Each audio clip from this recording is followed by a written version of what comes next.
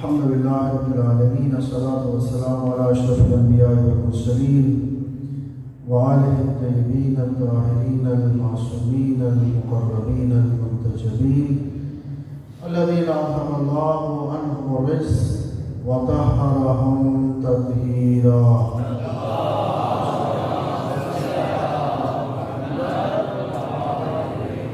لا سيما على بقية الله في الأراضين روح والروح العالمين لتراب مقدمه الفداء.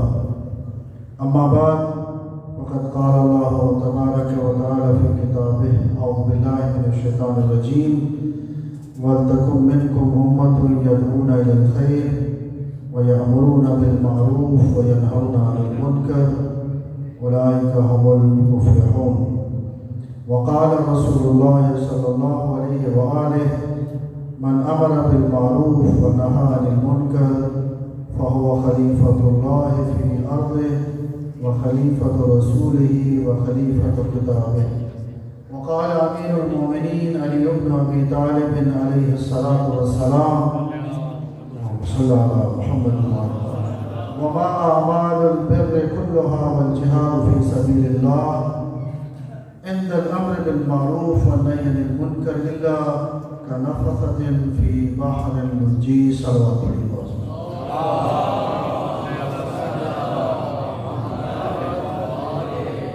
سب سے پہلے شکریہ ادا کرتا ہوں اس مرکز علمی کے سرپرست محترم پرنسپل اور تمام اساتذہ، معاونین اور خدمت گزاران کا، اور دعا ہے کہ خالق کائنات اس مرکز علمی کو دن دگنی رات چگنی ترقی عطا فرمائے، اور اس کے بانیان معاونین جو اس دنیا سے جا چکے ہیں، خالق کائنات ان کے درجات بلند فرمائے، اور ہمیں بھی خداوند متعال اس مرکز ہدایت کے ساتھ اپنا تعاون اور اپنی مدد شامل کرنے کی توفیق عنایت فرمائے۔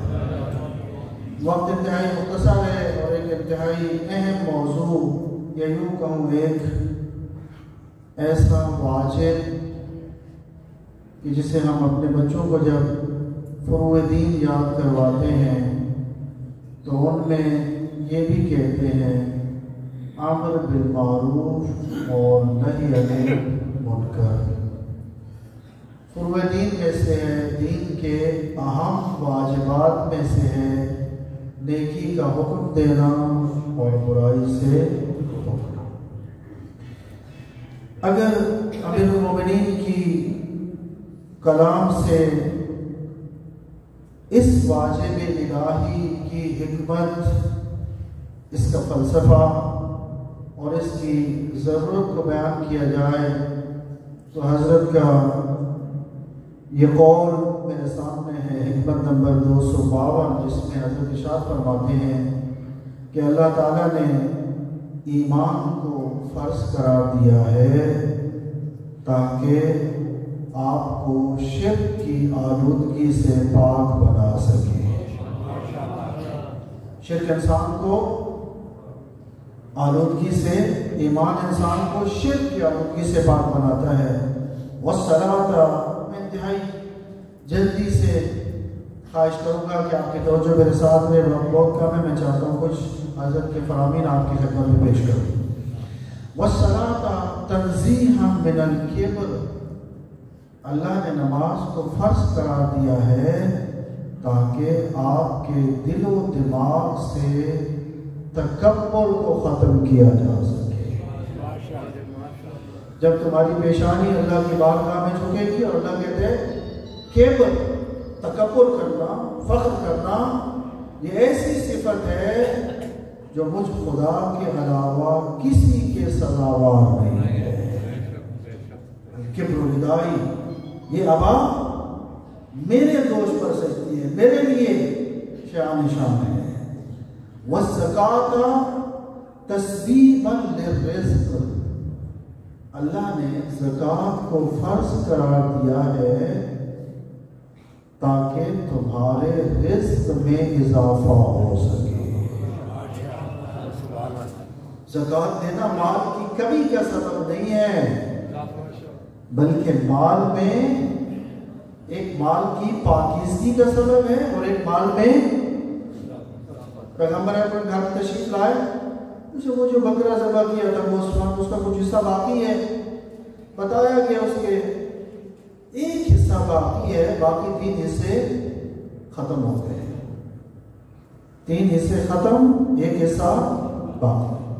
پیغمبر فرماتے ہیں یوں نہ کہو 3 حصے ختم ایک حصہ باقی، بلکہ یوں کہو وہ ایک حصہ جو اپنے لیے رکھا ہے وہ ختم، جو اللہ کی راہ میں 3 حصے دے دیے ہیں وہ باقی ہے۔ جو اپنے لیے رکھا ہے وہ اپنا نہیں ہے، وہ اولاد کا ہے، نہ جانے کیسے خرچ کرے، تمہارا وہی ہے جسے اللہ کی راہ میں۔ جب یہ سوچ ہو پھر انسان کو خمس اور زکوٰۃ دینے میں کوئی مشکل دشواری پیش نہیں آتی۔ اللہ نے وعدہ کیا اس دنیا میں کئی برابر اور آخرت میں کئی برابر اس کا صلہ دیتا ہے۔ میں اپنے موضوع پہ فرماتے ہیں والامر بالمعروف، اللہ نے امر بالمعروف کو کیوں واجب قرار دیا ہے؟ مصلحۃ للعوام، لوگوں کی مصلحت کے لیے، لوگوں کی بھلائی کے لیے، معاشرے کی اصلاح کے لیے اللہ نے امر بالمعروف کو واجب قرار دیا ہے۔ والنہی عن المنکر ردعا للسفہاء، سفیہ کہتے بے وقوف، کم عقل، جو 1000 روپے کی شے 100 میں بیچ دے، جو 100 روپے والی چیز 1000 میں خرید، اسے سفیہ کہتے ہیں۔ اللہ نے سفیہ اور بے وقوف لوگوں کو روکنے کے لیے نہی عن المنکر کو واجب قرار دیا ہے۔ ذرا سوچ کے بتائیے، جو گناہ کرتا ہے، جو اللہ کے رسول کی اہل بیت کی معصیت کا مرتکب ہوتا ہے، کیا وہ سفیہ نہیں ہے؟ جو 4 دن کی زندگی خوشحالی میں گزارنے کے لیے ہمیشہ ان کی زندگی کو قربان کر دیتا ہے، کیا وہ عقل مند ہے؟ یا وہ عقل مند ہے جو یہ فیصلہ کرتا ہے یہ 4 دن کی زندگی مشکلات میں گزار لو تاکہ اللہ تمہیں ہمیشہ کی زندگی عطا کرے؟ کون عقل مند ہے؟ عقل مند وہ ہے جو اس مختصر زندگی کو مشکلات میں گزار دے لیکن اپنے آپ کو ہمیشہ کی زندگی کا حقدار قرار دے۔ اللہ نے نہی عن المنکر کو واجب قرار دیا ہے تاکہ بے وقوف اور سفیہ لوگوں کو روکا جا سکے، انہیں کہا جا سکے کیوں اللہ کی مخالفت کر رہے ہو، اس خدا کی مخالفت کر رہے ہو جس نے تمہیں عدم سے وجود میں لایا ہے، جس نے تمہیں خوبصورت جسم عطا کیا ہے، جس نے سوچنے کی طاقت عطا کی ہے۔ یہ حکمت ہے، اور یاد رکھیے قرآن مجید نے ہماری رہنمائی کی ہے، قوا انفسکم واہلیکم نارا وقودها الناس والحجارہ۔ یہ امر بالمعروف اور نہی عن المنکر اجتماعی ذمہ داری ہے، یعنی اگر انسان اپنے آپ کو بچا لے، اپنے رشتہ داروں کو، اپنے معاشرے کو نہ بچائے تو یہ انسان خود غرض کہلاتا ہے۔ اسلام خود غرضی کا حکم نہیں دیتا بلکہ اسلام درس دیتا ہے کس بات کا؟ بچاؤ اپنے آپ کو بھی اور اپنے اہل و عیال کو بھی، اپنے متعلقین کو بھی، کس سے؟ اس آگ سے جس کا ایندھن جسم ہوں گے انسانوں کے۔ کہ نیکی کا حکم دینا اور برائی سے روکنا، احساس ذمہ داری، معاشرے کی اصلاح کی ذمہ داری، معاشرے سے محبت۔ سوچئے اگر آپ کی دکان اور لائن میں ایک دکان کو آگ لگ جائے، آپ کی دکان چند دکانوں کے فاصلے پر ہو، کیا آپ ہاتھ پہ ہاتھ دھرے بیٹھے رہیں گے یا اس آگ کو بجھانے کی کوشش کریں گے؟ عقل یہ کہتی ہے کہ اس آگ کو بجھاؤ، اگرچہ وہ آگ دور ہے لیکن ممکن ہے وہ آگ آپ کی دکان اور آپ کے گھر تک پہنچ جائے۔ اگر معاشرے میں خرابی ہے اس کی اصلاح کی ذمہ داری کو نبھاؤ۔ کیوں؟ وہ خرابی آپ کے گھر تک بھی پہنچ سکتی ہے۔ معاشرے سے محبت، انسانیت سے محبت، مومنین سے محبت، صلوات پڑھیے باواز سے بولیں۔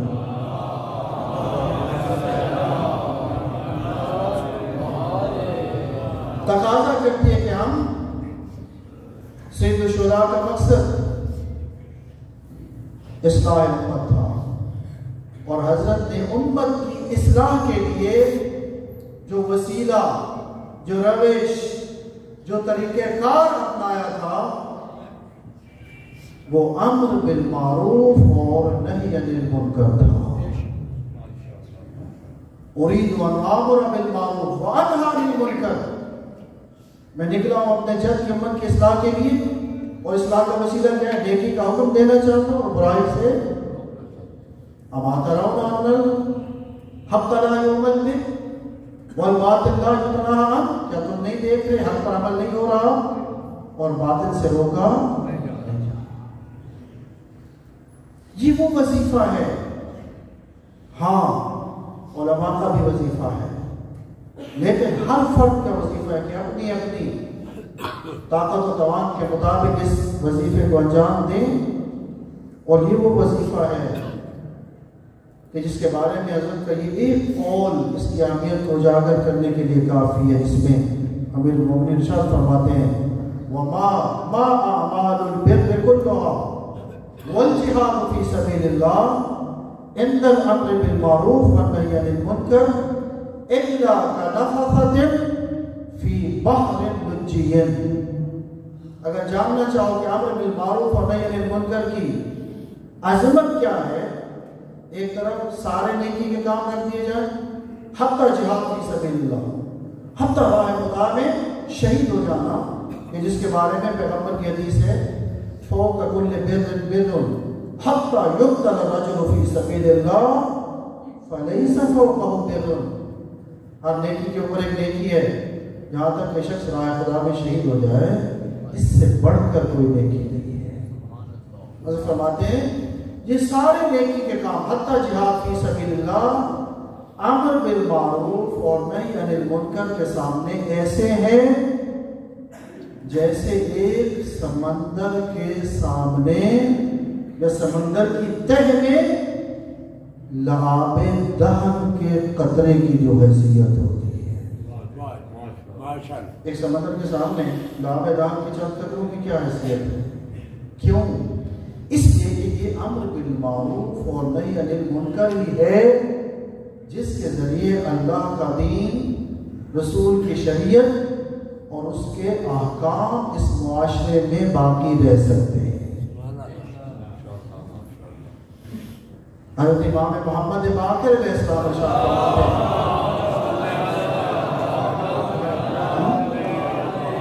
کہ امر بالمعروف فریضۃ عظیمۃ بہا تقام الفرائض، امر بالمعروف وہ عظیم فریضہ ہے جس کے ذریعے فرائض، واجبات کا قیام ہو سکتا ہے۔ کیوں؟ اس لیے کہ اگر نیکی کا حکم دینا چھوڑ دیا جائے، برائی سے روکنا چھوڑ دیا جائے، لوگ واجبات کو ترک کر دیں گے، لوگ محرمات کے مرتکب ہونا شروع ہو جائیں گے، اور پھر آہستہ آہستہ لوگ شریعت سے بے پرواہ ہو جائیں گے۔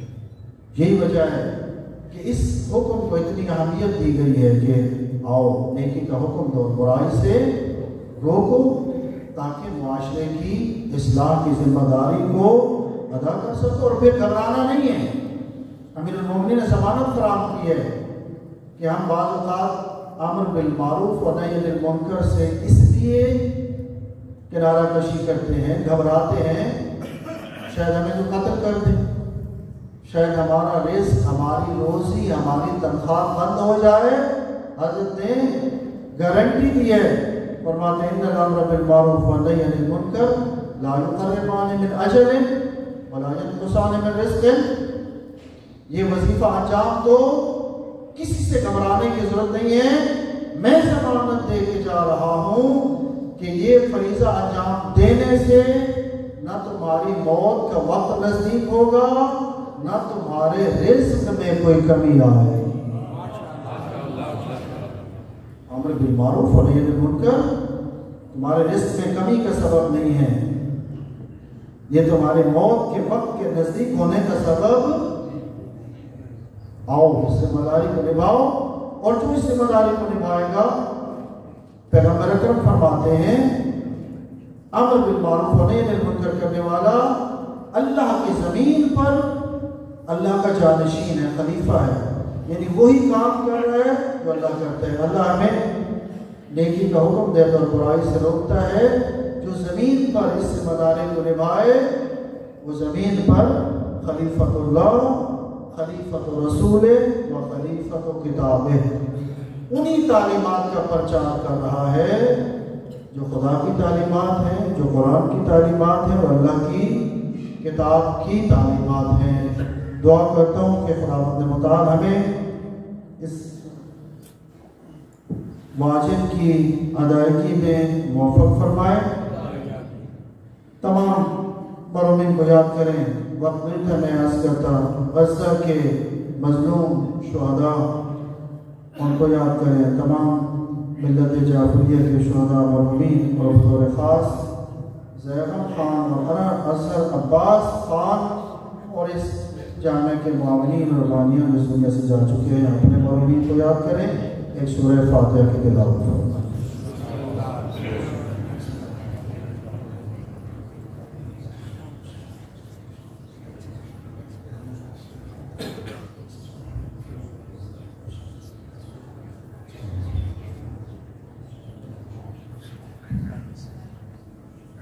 صحابت